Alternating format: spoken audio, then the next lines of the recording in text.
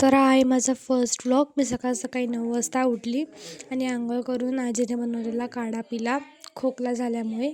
आणि त्यानंतर थोडंसं चहा बिस्किट खाल्लं आणि मग बघितली मावशीने बनवलेली हँडबॅग, जी खूप सुंदर होती, मला खूप आवडली. आणि त्यानंतर मी थोडीशी आजीला कांदा बिंदा कापून दिला आणि मग दुपारची भांडी घासली.